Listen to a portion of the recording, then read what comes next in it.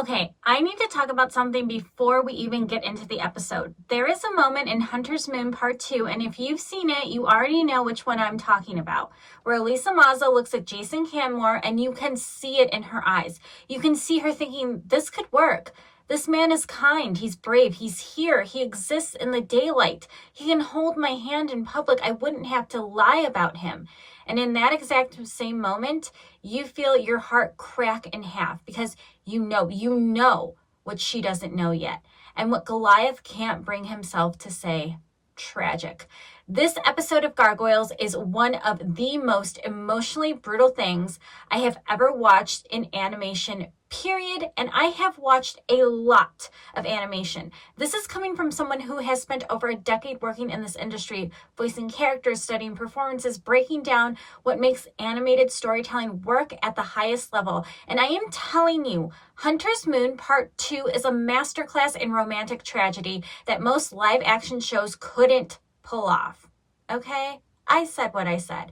Welcome back. You are listening in with Lindsay. Hey! Listen in with Lindsay. Hey everyone, welcome back to Listen In with Lindsay. I am so glad you're here. If you're new, hi, I'm Lindsay. I'm an award-winning bilingual voice actress and singer based in Los Angeles. I've been working in animation, anime, dubbing, commercials, children's entertainment for over a decade. I've got Netflix credits. I voiced 5+ characters on Caillou for Wild Brain in Spanish, and I've won awards. And I say all of this not to brag, but because when I talk about voice acting and animation on this show, I'm not just a fan, I'm someone who lives inside this world. I know what it takes to bring these characters to life, all right? And that perspective is going to matter a lot today. So let's buckle up and get into it. Gigi and the Giggle Stamp. Gigi is a plucky preschool-age girl giraffe with a pep in her step and a song in her heart. And hey, guess what? She has a super secret power. You guessed it, it's her Giggle Stamp. Now, Gigi has a lot of colorful adventures with her preschool pals like Kimmy the koala, Callie the crocodile, and Em the elephant. With the help of their teacher, Darty the dove, Gigi and her friends navigate their feelings with color, all while avoiding the stiff and stuffy new Stingray principal, Sethward Wellington III. If all of this sounds super exciting to you, then you are in luck. Gigi currently has a song, book, podcast, and animation series in development, and she needs your help. If you want to support the Gigi and the Giggle Stamp projects, then go ahead and click the donate button on our website. Thanks so much for your support, and let's have fun exploring our colorful feelings with Gigi. Today, we are continuing our 3-part deep dive into the Hunter's Moon trilogy from Gargoyles. This is part 2 of 3. Now, crucial. If you have not watched part 1 of this deep dive, please go watch it first. I will link it right here. I'll put it in the description. It'll be pinned in the comments. Go watch part 1 first. We laid the entire foundation there. Who the hunters are, why Jason Canmore showing up at the 23rd precinct changes everything, Goliath and Elisa's unspoken love, the whole history of the hunter legacy going back 1,000 years to when Demona scarred the original hunter across the face. All of that context is in part 1. You need it, go watch it, I'll wait. Okay, for those of you who are caught up, and I know you are because my people are dedicated, let's do a quick recap and then we are diving deep into part 2, and I mean deep. We're going scene by scene. We're talking body language. We're talking vocal performance. We're talking about the writing choices that elevate this from a good cartoon into a genuinely great television series. Let's get into it, shall we? Alrighty, quick recap of where we left off in part 1, and I do mean quick because you should have seen part 1. But I love you, so here we go. The hunters have arrived in Manhattan, 3 of them, Jason, Robin, and John Canmore. They're siblings, and they are the latest generation in a 1,000-year-old bloodline whose entire purpose is to hunt and destroy Demona and Gargoyles. That's it. That's their family legacy. Their father was by Demona. They watched it happen, and they've spent their entire adult lives training to finish the job. But here's where it gets complicated. Jason Canmore goes undercover as a detective at the 23rd Precinct, which is Elisa Maza's precinct. And we established in part 1 that this isn't just a plot device, it's a bomb. Because Elisa is the Gargoyles' closest human ally. She has been protecting Goliath and the clan for the entire series. She is their bridge to the human world. And now a hunter is sitting at the desk next to her. Meanwhile, Goliath and Elisa have this whole unspoken thing. They love each other. The show has been building to this for years, but they've never said it out loud because how do you? He's a gargoyle. She's a human. He turns to stone during the day. He can't go to the grocery store with her. He can't meet her family at Thanksgiving without causing a literal panic. The impossibility of their relationship isn't just an obstacle. It's the defining tragedy of the entire Gargoyle series. And then Jason walks in, and he's human, and he's handsome, and he's kind, and suddenly there's this option sitting right in front of Elisa that makes sense. A relationship that could actually exist in the real world. That's where we left off. That's the powder keg. Part 2 lights the match. Oh boy, does it. So here's the thing about Hunter's Moon Part 2 that I think a lot of people miss, especially if they watched this as a kid and haven't rewatched it since. The escalation in this episode isn't primarily about action. Yes, there are fight scenes. Yes, the hunters attack. Yes, things blow up. Gargoyles always delivered on the action front. But the real escalation in Part 2 is emotional. Every single relationship in this episode tightens like a vice. Every scene is designed to make Elisa's impossible position more impossible, to make Goliath's pain more acute, and to bring Jason closer and closer to a truth that will destroy everything. And the writers, and I want to specifically shout out Michael Reeves here, who was one of the key writers on this trilogy. They understood something that most animation writers in the mid-90s didn't even attempt. They understood that the most devastating thing you can do to an audience isn't blow up a building. It's make them fall in love with a relationship that can't work, while simultaneously showing them a relationship that shouldn't work, but looks like it could. That's what Part 2 does. It makes you want two contradictory things at the same time. You want Elisa to be happy with Jason because he's good for her in all the practical ways. And you want Elisa to be with Goliath because their love is real in all the ways that transcend practicality. And the show refuses to let you off the hook. It refuses to make Jason a bad guy, at least not yet.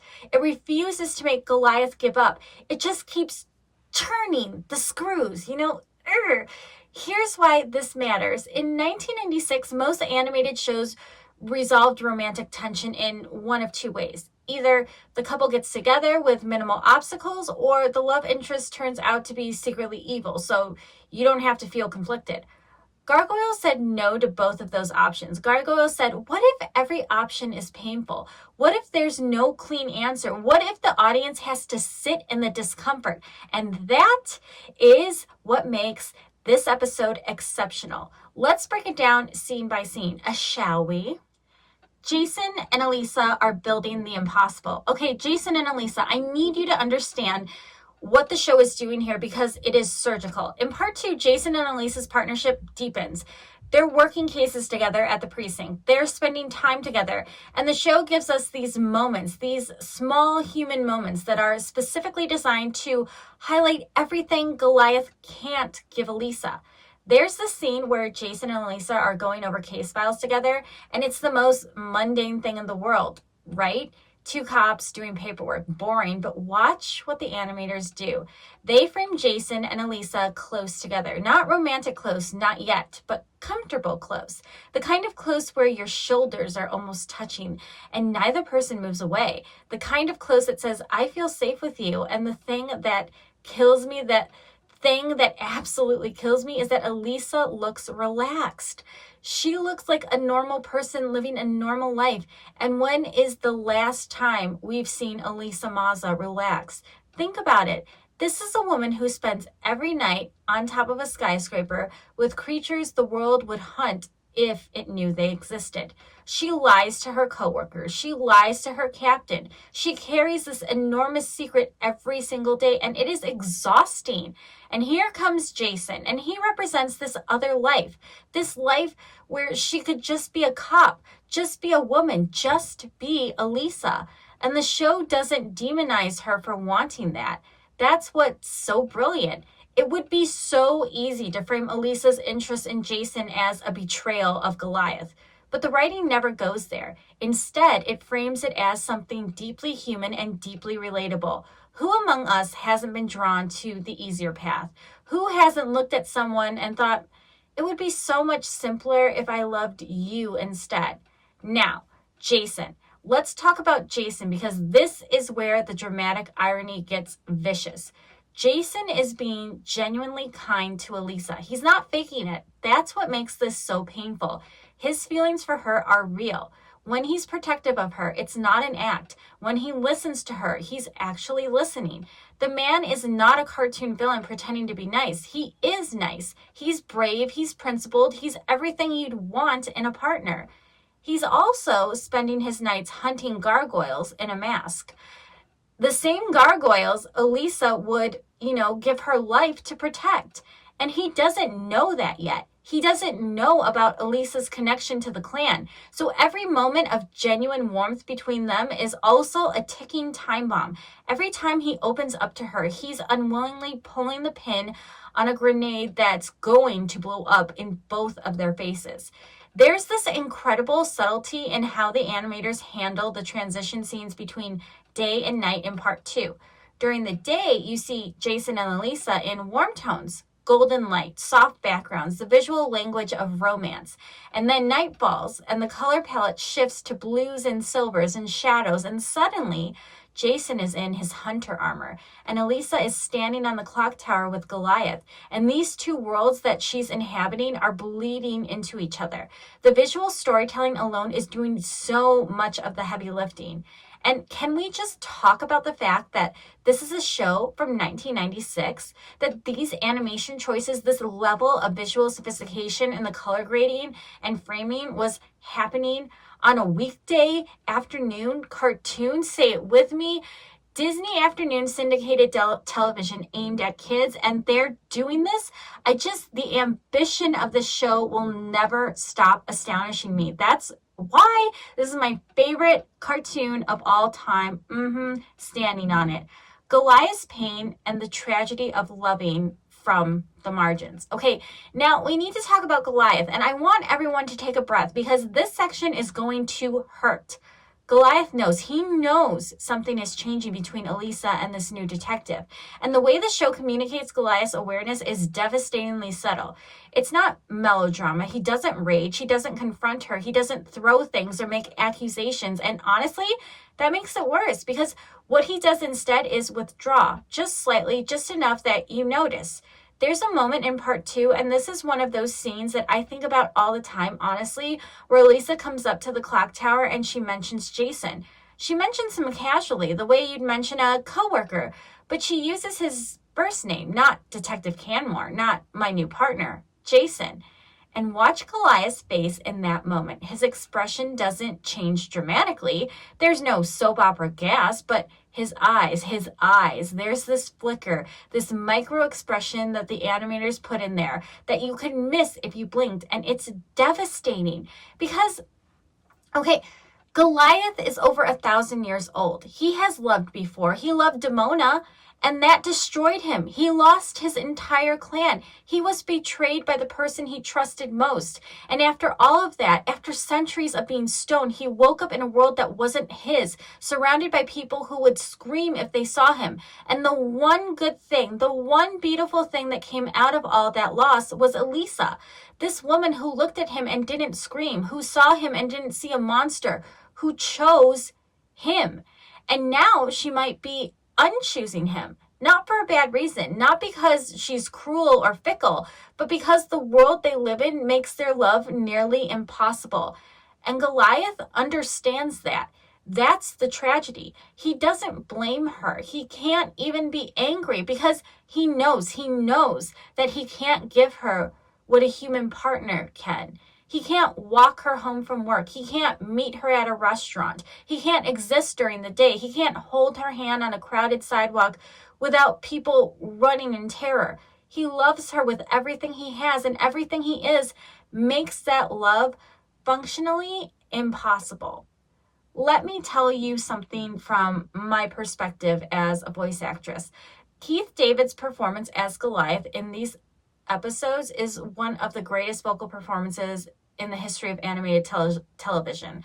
I said it in part 1, and I am not being hyperbolic. The restraint he brings to this character, the way he communicates oceans of pain through tiny shifts in tone, through the weight he puts on a single word, it is masterful. There's this quality in his voice in part 2, this undertone of resignation mixed with hope, mixed with fear, and it's so layered that you could write an entire thesis on just the vocal choices. Like, there's a line, and I'm paraphrasing slightly, where Goliath says something about the clan's safety, and on the surface, it's just a tactical statement, right? He's the leader, he's assessing threats, but listen to how he says it. Listen to the breath before the line. Listen to the way his voice drops half a register on the last word. He's not just talking about the clan. He's talking about Elisa. He's talking about the fact that he can't protect her from everything, including from a future that might not include him, right? This is what separates great voice acting from good voice acting.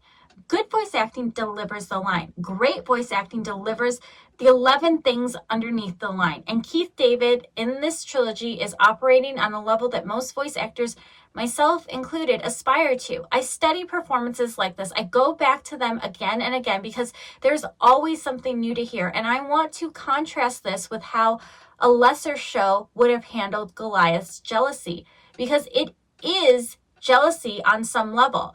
But the show never reduces him to that. A lesser show would have had Goliath puff up his chest, maybe snarl at Jason, maybe have some macho confrontation. Gargoyles refuses to do that because Goliath isn't that character. He's too noble for that. And honestly, his nobility makes it sadder because he would rather lose Elisa and know she's happy than, fight for her in a way that makes her choose between her heart and her conscience.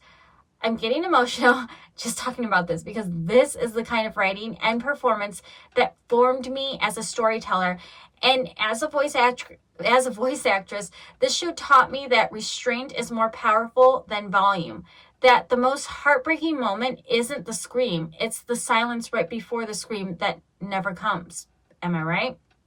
Think about it. Let's get into the hunter's attack. Okay, let me pull myself together because we need to talk about what's happening with the plot, not just the emotions. Although honestly, in this show, they're the same thing. Part 2 is where the hunters escalate their campaign against the gargoyles. In part 1, they were gathering intelligence, tracking the clan, figuring out the gargoyles' patterns. In part 2, they move to action.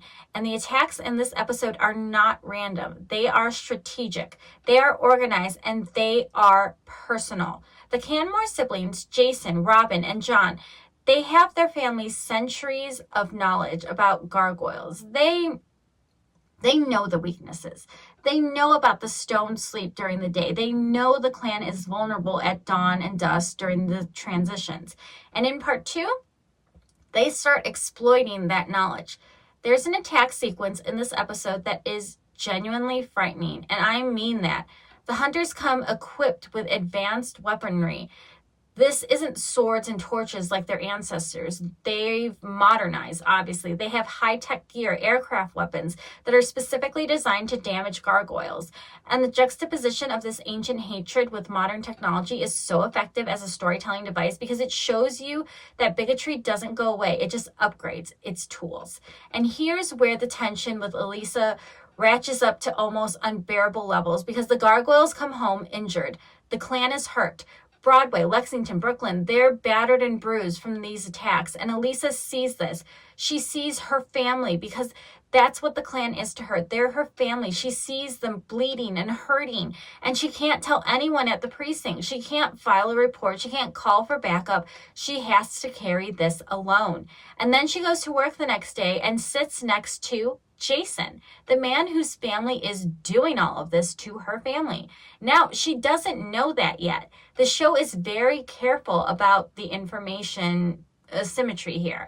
Elisa doesn't know Jason is a hunter. Jason doesn't know Elisa is connected to the Gargoyles. They are both hiding exactly the thing that would destroy their relationship if the other person found out.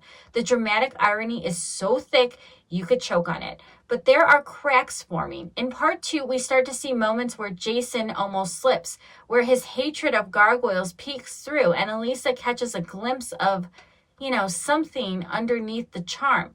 It might be a comment he makes about a case, a reaction that seems disproportionate, a question about strange sightings in Manhattan that feels a little too pointed. And Elisa, being the brilliant detective she is, starts to file these inconsistencies away. She doesn't act on them yet, but the seeds of suspicion are being planted for sure.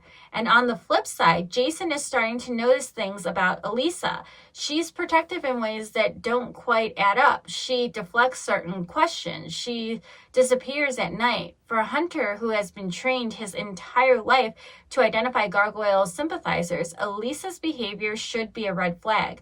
But here's the genius of this story. His feelings for her are blinding him. He doesn't want to see it. He's falling for her. And that fall is making him stupid. And the show knows it. And the show uses it.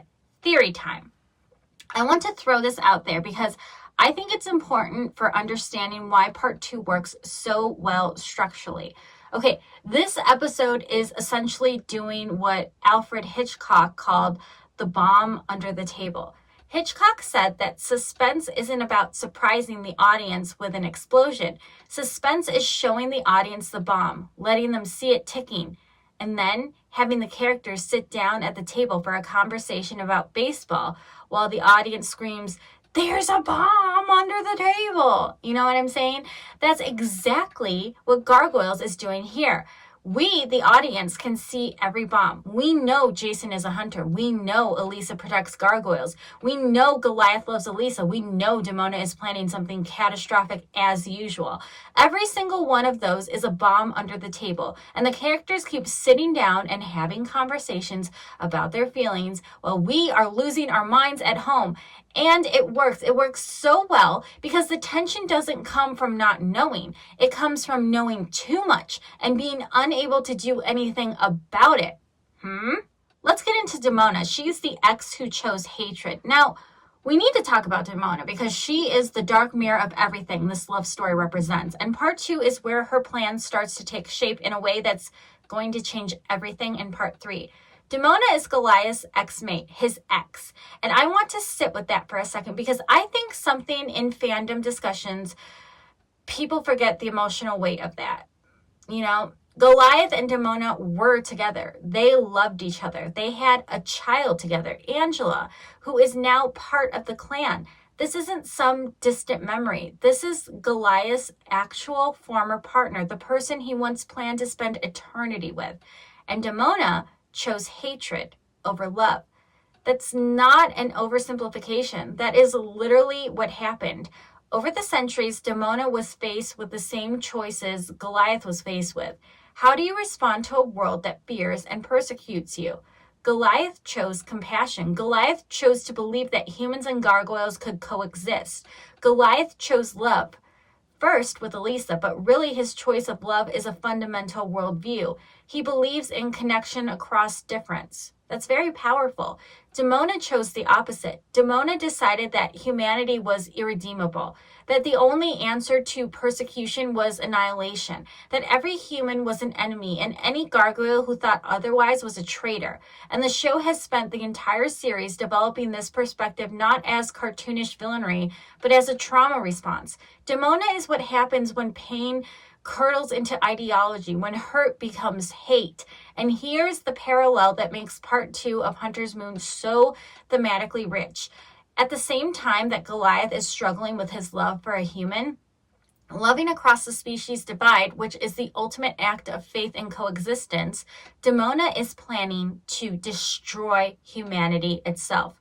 Shocker, right? If you know the series. The ex-lover are on exactly opposite trajectories. One is choosing love despite impossibility. The other is choosing destruction because of it. And Elisa is caught in the middle because Demona's attacks on humanity will put humans like Jason in danger. And the Hunter's attacks on Gargoyles will put Goliath in danger. And Elisa cares about all of these people. She's the nexus point where every conflict converges. Sorry about that. In part 2, Demona's plan is still revealing itself. We're getting pieces. She's acquiring something, technology, magic, allies, the components of something massive. And the show is smart enough not to lay it all out yet. It gives you just enough to know that whatever she's planning, it's not a small play. This isn't attack the Gargoyles castle or steal a magical artifact. This is endgame level stuff. Demona is done with surgical strikes. She wants a final solution. And yes, the show is intentionally evoking that language because Gargoyles was never afraid to engage with heavy historical parallels. Marina Sirtis voices Demona, I believe, and I need to give her flowers here because her performance in this trilogy is electric. She brings this seething, controlled fury to every line that makes Demona feel genuinely dangerous, not because she's powerful, though she is, but because she's certain. There's no doubt in Demona's voice, no hesitation. She has made her choice and she is at peace with it. And that certainty is the scariest thing about her because you can reason with doubt. You can reason with someone who absolutely fundamentally knows that they're right. And here's the thing that wrecks me about the Goliath-Demona parallel in this episode. When Goliath looks at Elisa, he sees the best possible future. When Demona looks at humanity, she sees the worst possible past. They're both responding to the evidence of their lives. They've both been hurt. They've both been betrayed. They've both lost everything. But one of them lets make them larger and the other lets it make them smaller. And the show presents both responses with empathy. It doesn't pretend Demona's pain isn't real. It just shows you what happens when pain becomes your entire identity. This changes everything for how we read Goliath's relationship with Elisa because Goliath's love for her isn't just romantic, it's philosophical. Every day that he chooses to love this human woman is a day he says, I am not Demona. I will not let what was done to me determine what I do to others. His love for Elisa is an act of radical defiance against 1,000 years of justified bitterness. And that is why this show hits different than anything else in the 90s animation canon.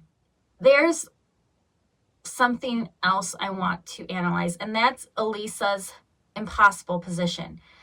Let's talk about the impossible position that Elisa Maza is in during part 2, because I think this is the emotional core of the entire episode.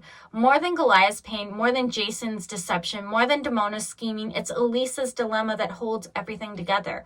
Elisa is living a double life, and in part 2, that double life starts to crack. Let me map it out for you. If Jason finds out she's been protecting Gargoyles, she loses him. He is a hunter. His entire identity is built on the destruction of Gargoyles. Finding out that the woman he's falling for has been aiding and sheltering Gargoyles wouldn't just end the relationship. It would make her the enemy. She would go from being the woman he's falling in love with to being a traitor to humanity in his eyes. If Goliath finds out she's developing feelings, even confusing, complicated, not fully formed feelings for Jason, she risks losing him. Not because Goliath would be angry, we already established he's too noble for that, but because it would confirm his deepest fear, that he's not enough, that a human will always choose a human, that their love, no matter how real, can't survive the gravity of the world they actually live in. If the clan finds out about Jason, about any of it, they lose trust in her judgment. She's their protector, their liaison, their bridge. If they think she's compromised, everything falls apart in dramatic fashion. If her captain finds out about any of this, the Gargoyles, Jason, the Hunters, any of it, her career is over, finito. So what does Elisa do? She does what she always does. She compartmentalizes. She keeps every secret in its own box and she carries all the boxes at the same time, and she doesn't drop any of them, and she smiles while doing it. And the physical toll of that, the emotional toll of that, the show lets you see it in part 2. There's a scene where Elisa is alone. I think she's at her apartment, or maybe she's in her car, but she's alone, which is rare for Elisa in this trilogy because she's always either at the precinct with Jason or at the clock tower with Goliath. And in this brief moment of solitude, the facade drops. You see her exhaustion. You see her fear. The animation changes. Her shoulders drop. Her jaw unclenches. Her eyes lose the alert sharpness she always carries.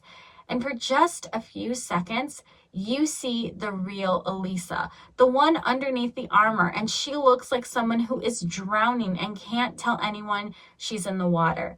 Sally Richardson's voice acting in this moment, and really throughout this entire trilogy series more after, deserves awards that didn't exist in 1996. Animation voice acting wasn't recognized the way it should have been back then. Still isn't, honestly, but what Sally Richardson does with Elisa Maza in Hunter's Moon is one of the great performances in the medium. She gives Elisa this thread of steel underneath all the warmth. You hear it in how she talks to Jason. There's genuine affection, but there's also this guard that never fully comes down, this little edge of caution in her voice that tells you she knows on some level that this can't last.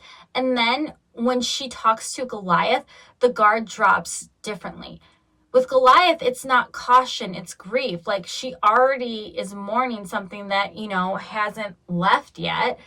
As a voice actress, I want to point out something technical that Sally Richardson does that is incredibly hard to pull off. She modulates between two different versions of Elisa within sometimes the same scene. There's Elisa with Jason and Elisa with Goliath, and they're both Elisa, but the vocal placement is subtly different. With Jason, her voice sits a little higher, a little brighter, the social register, the public Elisa.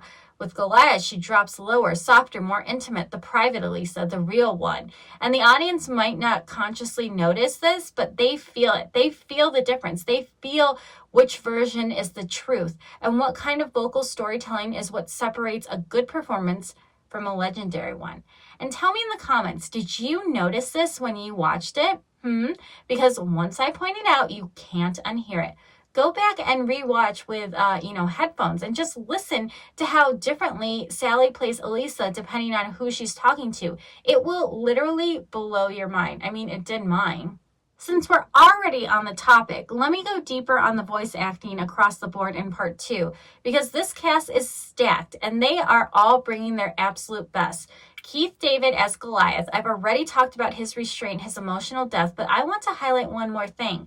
Keith David has this ability, and very few voice actors have it, to make silence feel like a line delivery. There are moments in part 2 where Goliath says nothing. He just breathes. And Keith David's breathing is acting. You can hear him choosing not to speak. You can hear the words forming and then being swallowed. And the director, Greg Wiseman, was heavily involved in voice direction on these episodes. The director knew to leave those beats in. A lesser show would have cut them. They would have tightened the edit, moved to the next line, kept the pace snappy. Gargoyles lets those silences live, and they are some of the most powerful moments in the episode, if I do say so myself. Now, whoever voiced Jason Canmore, I should have Googled it, but, I believe it was Diedrich Bader, I think, for part 2. Though the show used different actors across the trilogy, the performance sells the authenticity of Jason's feelings. This character cannot feel like a trick. If the audience senses for even 1 second that Jason is just manipulating Elisa, the entire love triangle collapses. The actor has to make you believe that Jason genuinely cares, and he does. You hear it in the warmth of his voice. You hear it in the way he says Elisa's name, the way he gives it weight, gives it tenderness, and that makes everything worse because you like Jason. You don't want him to be a hunter. You want him to be exactly who he appears to be during the day. Marina Sirtis as Demona, we talked about her earlier, but let me add this. Her voice in part 2 has this quality of barely contained mania. Demona's plan is escalating, and Marina lets you hear the excitement underneath the hatred. Demona isn't just angry, she's thrilled. She's been waiting for this. And there's something genuinely chilling about a character who sounds almost joyful while plotting the destruction of an entire species. Marina finds that note, that edge where conviction becomes ecstasy, and she rides it perfectly. And can we talk about the supporting cast? Jeff Bennett, Bill Faberbeck, Brigitte Bacco, Tom Adcox Hernandez, I believe. Brooklyn, Broadway, Angela, Lexington. These actors are doing incredible work in the background of part 2. The clan is scared. They're being hunted in a way they haven't been since the medieval era, and each of them processes that fear differently. Brooklyn with defiance, Broadway with determination, Lexington with anxiety, Angela with a quiet fierceness that echoes her mother Demona in ways she probably wouldn't want to acknowledge. The ensemble acting in these episodes gives you the sense of a community under threat, not just a collection of individual characters, and that makes the stakes feel real in a way that a single protagonist story cannot. Let's get into the moments that make you gasp. Okay, gasp moments. Part 2 has several, and I want to break down the biggest ones because they are constructed. These aren't accidents. These are moments that the writers and directors built toward with surgical precision. The first gasp moment. There's a point in part 2 where the hunter's attack brings them dangerously close to exposing the gargoyles to the wider public. I don't want to spoil every detail for people who are rewatching along with this series, but there's a confrontation that spills out beyond the usual hidden rooftop battles. The fight gets public, and for a show that spent its entire run dealing with the gargoyles' need to stay hidden, the threat of exposure raises the stakes to a completely different level. Because if the world finds out about gargoyles, the hunters become heroes.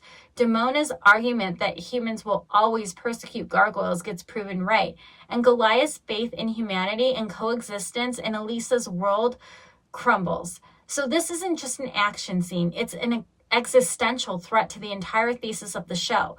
The second gasp moment, Jason and Elisa have a scene together that goes further emotionally than anything we've seen between them before. And I'm being deliberately vague here because you need to see this scene fresh if you haven't. But what I will say is this, the show lets them have a moment of genuine connection that crosses the line from work partners to something else. And the way Elisa responds, the conflict on her face, the hesitation in her voice, the way she doesn't pull away, it tells you everything about where her heart is caught. She's not choosing Jason over Goliath. She's being human. She's responding to warmth and safety and the possibility of a life that doesn't involve rooftops and secrets and a love that the world would never understand. And honestly, if you don't feel empathy for her in that moment, I don't know what to tell you. The third gasp moment, and this is the big one. There's a reveal toward the end of part 2, a crack in the wall between Jason's two identities that changes the entire trajectory of the story. Someone sees something they shouldn't see, or someone says something that can't be taken back, or a piece of evidence lands in the wrong hands. The specifics matter less than what it means. The fuse has been lit. The secrets that have been holding this story together are about to fall apart. And part 2 ends with the audience knowing that the explosion is coming, but not knowing exactly how bad it's going to be. And here is where I need to praise the pacing of this trilogy. Part 1 was setup, part 2 is escalation, and part 2 ends at exactly the right moment. The moment of maximum tension, when every question is asked and none of them are answered. You don't get resolution.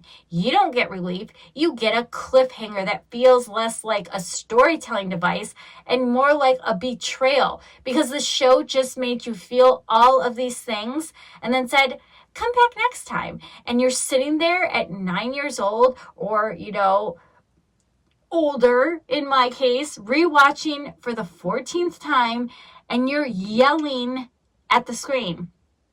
That's craftsmanship. That's knowing exactly when to cut to black. And that's why this trilogy is legendary, let me tell you. Why this was written for adults, I ask myself. I want to take a moment to zoom out and talk about why Hunter's Moon and part 2 specifically proves that Gargoyles was never really a children's show. It was a show that children were allowed to watch. There's a difference.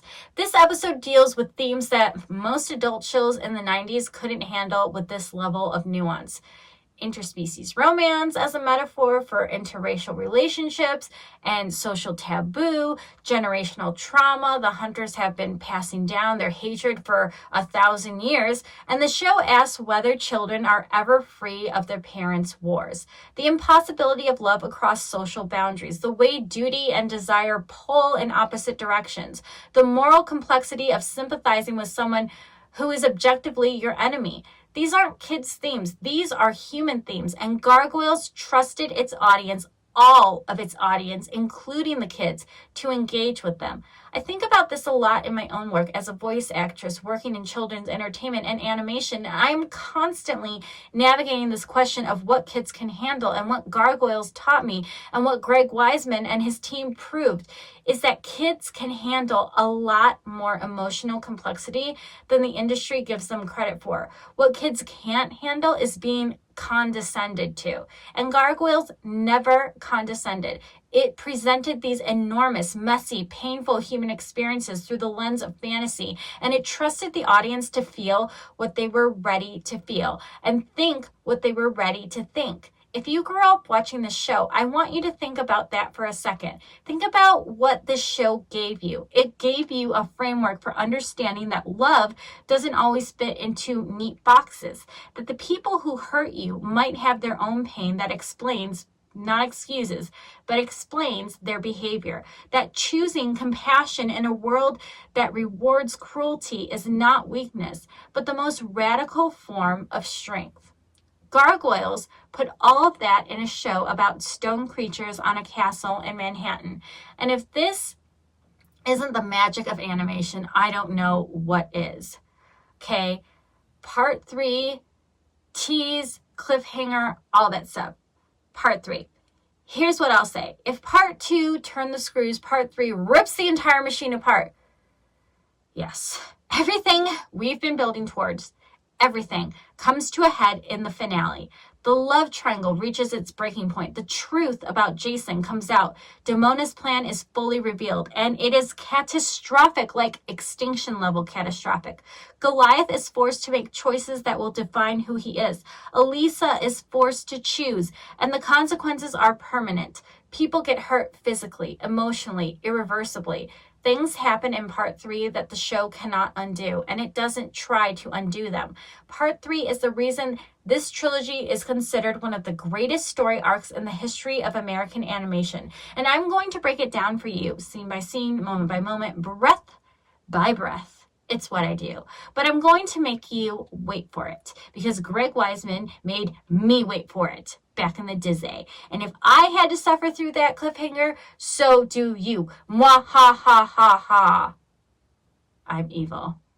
Not really. I don't know. Part 3 of this deep dive is coming soon. Make sure you're subscribed and you hit the notification bell so you don't miss it. It's going to be the longest episode in this series because there is so much to unpack, and I refuse to rush the finale. Okay? Deserves its flowers. So, thank you so much for watching. Thank you for being here as always. Thank you for caring about animation with the same intensity that I do, because I know you do. I see you in the comments, and your observations and your passion are the reason I keep making the show. If you haven't already, please, pretty please with a cherry on top, subscribe. Please like this video. It makes an enormous difference for a small channel like mine. And leave me a comment. I want to know, do you think Elisa's feelings for Jason are real, or is she drawn to the idea of a normal life? Is there a difference? That's your homework. Tell me what you think. I read every single comment and I will respond as I do. Tra-la-la-la. I also want to know what your gasp moments from part 2 were. What scenes got you, because I have my picks and I shared some of them, but I want to hear yours. We might not agree, and that's totally fine. That's what makes this fun, right? Go back and watch part 1 if you haven't. Go rewatch Hunter's Moon part 2 with fresh eyes now that I've given you all of this context. Listen to the voice acting, watch the color choices, pay attention to Elisa's face in every single scene. You will see things you miss. I promise you that. And get ready for part 3, because it's going to be a lot, okay? I'm Lindsay. This has been another episode of Listen In with Lindsay. I'll see you next time. Bye-bye.